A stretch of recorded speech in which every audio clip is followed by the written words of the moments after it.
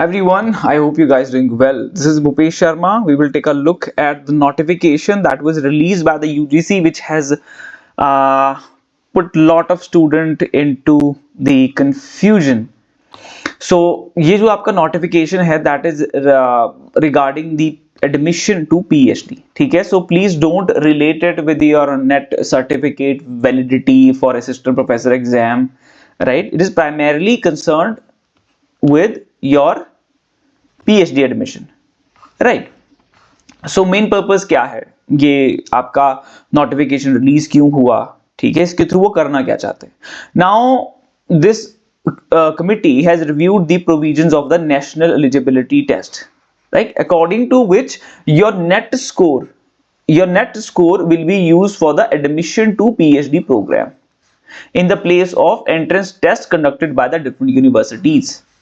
ठीक है, इतनी सी बात है, ठीक है, इससे ज्यादा कुछ नहीं है, इससे कम कुछ नहीं है। नाउ सिंपली आपका जो नेट का स्कोर है that will be used to get you admission in the PhD programs, ठीक है, ये इसका मेजर कंसर्न है। और दूसरी चीज जो बच्चों को कंफ्यूज कर रही है वैलिडिटी की। हाँ, तो वैलिडिटी में ये है कि वैलिडिटी में आपका ये है कि आपका 1 ईयर के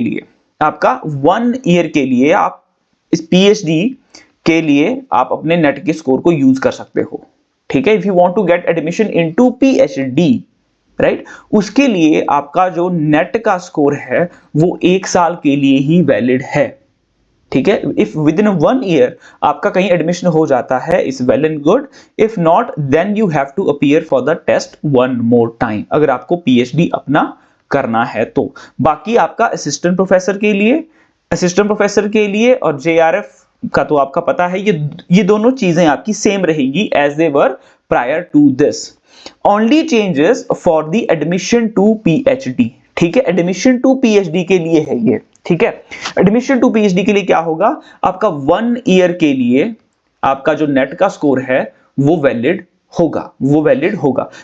इससे पहले जो 2 कैटेगरी तो आपको क्लियर है कि आपका JRF अगर है, if you guys have got your JRF, so you are applicable for the scholarship that you receive for 3 to 5 years।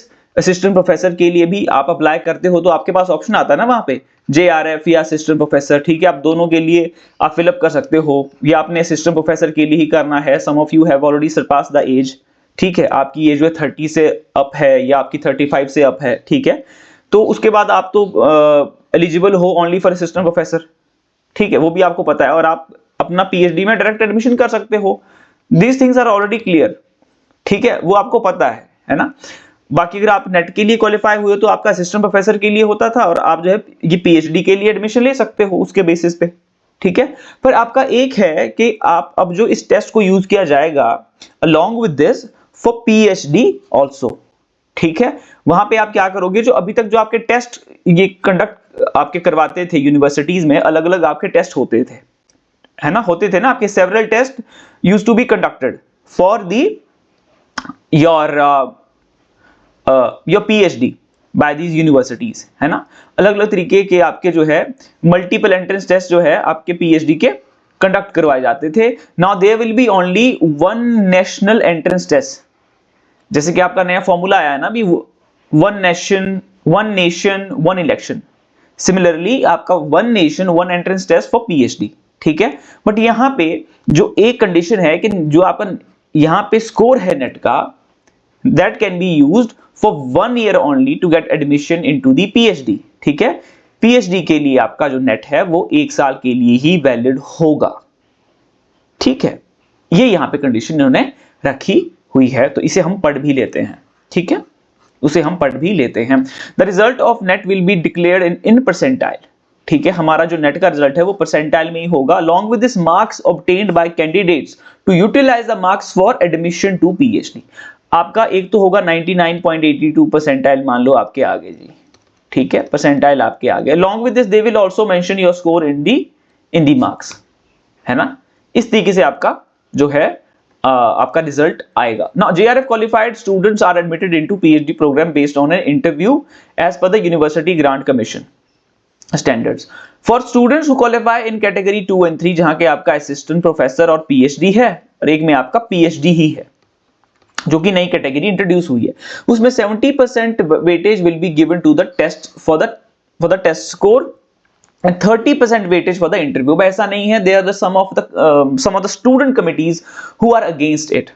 They are saying now the admission will be totally on the basis of the score. No, it is not completely on the basis of the score. Still, there is a 30% marks, right, which will be allocated on the basis of the interview performance of the candidate. तो अभी भी जो है universities का, institutions का control है आपके admission पे, वो कंप्लीटली आपके यूजीसी नेट के स्कोर पे नहीं होगा। मींस जो आपका जो मेन कोर एलिमेंट है एक पीएचडी का, that is still your research proposal, right. उस रिसर्च प्रपोजल को which you will be presenting in this interview, ठीक है। तो ऐसा नहीं है कि आपका जो कंप्लीट एडमिशन है, because plenty of students were saying this, they are the group student groups and the communities, and they are saying this is not a right move by UGC, that every year now we have to appear for this entrance examination. No, this is, I would say this is great, yeah. If throughout the India this one test is giving you access to get admission into any institution, then it is great. You simply have to appear there for the interview now. So what's wrong in that? आप उस झमेले से छूट गए कि जहां पे आपको ईयर में आपको अलग अलग एंट्रेंस देने पड़ रहे हैं। अब आपका one nation one entrance exam है, ठीक है। So that is the thing. I hope आपके लिए क्लियर हुई है ये चीज, ठीक है।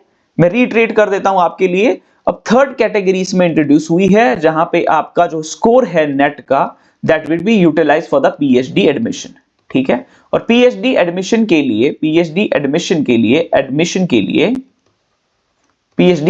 के लिए क्या होगा, ठीक है, 1 ईयर तक ये आपका स्कोर वैलिड होगा फॉर पीएचडी एडमिशन ओनली, ठीक है। बाकी असिस्टेंट प्रोफेसर के लिए it has the lifetime validity.